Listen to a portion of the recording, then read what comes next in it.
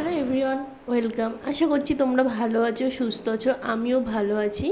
তো এখানে সকাল সকাল রেডি হয়ে নিয়েছি। এখন বাজে প্রায় পৌনে ছটা কি ছটা নাগাদ। তো সকাল সকাল আমার স্নান ধান করাও হয়ে গেছে, একটু চা ঠাও খাওয়া হয়ে গেছে।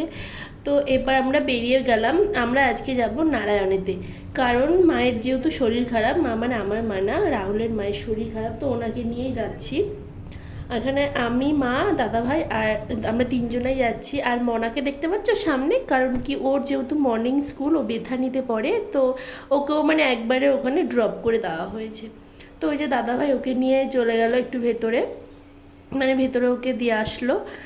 এরপরে আমরা আবারও তিনজনা বেরিয়ে পড়লাম নারায়ণা হসপিটালের উদ্দেশ্যে।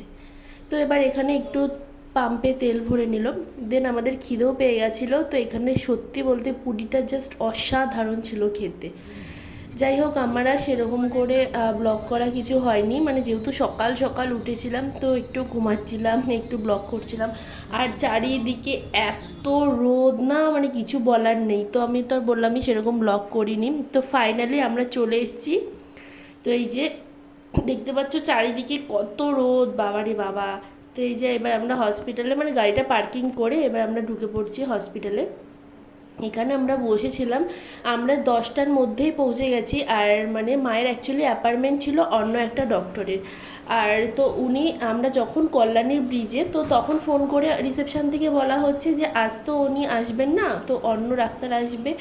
তো তারপরে আমাদের অন্য ডাক্তারের অ্যাপয়েন্টমেন্ট আবারও নিতে হয়েছে। তার জন্য আমাদের গিয়ে প্রায় আমরা 3 থেকে 4 ঘন্টা প্রায় ওয়েট করেছিলাম।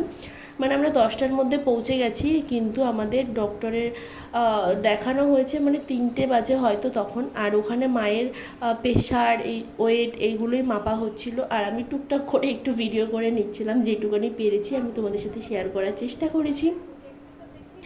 হসপিটাল আর কি ডিটেলে দেখাবো বলো।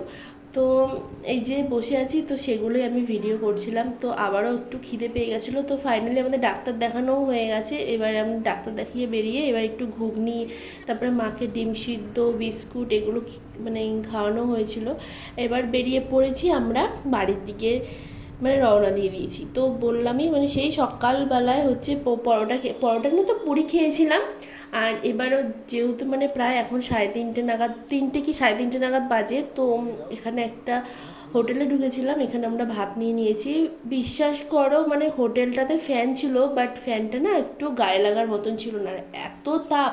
তো ভালো মতন করে খেতেও পারিনি। তো যাই হোক, আর ব্লগ করা হয়নি। ফাইনালি বাড়ি চলে এসেছি। এই যে উনি এবার এখানে পড়তে বসছে, আর আমি হচ্ছে এখানে ঘরের কালার সিলেক্ট করতে বসেছিলাম। যেহেতু ঘরের কালার এখনও হয়নি, তো আমি এখানে আমাকে দিয়েছে ঘরের কালার সিলেক্ট করতে। মা বেঁকে গেল।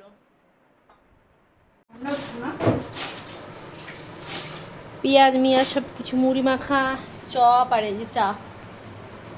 কি অবস্থা নোংরা, আমি জানতে পারি না, সন্ধ্যেবেলা টিফিন খাওয়াটাও হয়ে যাওয়ার পর এবারও আমি আর ওই রনিকেত বসে বসে এখানে খেলা করছিলাম।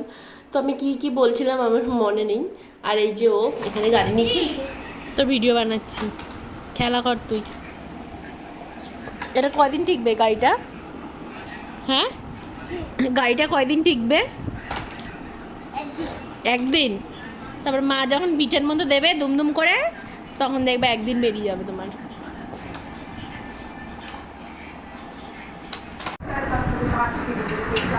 এ টমেটো চোর, টমেটো চোর, তুই কি নাকি ভেজ লাভার?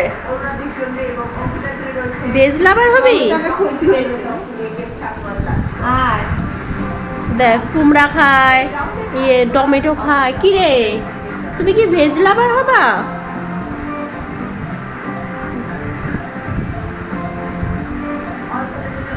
দোলো দোলো,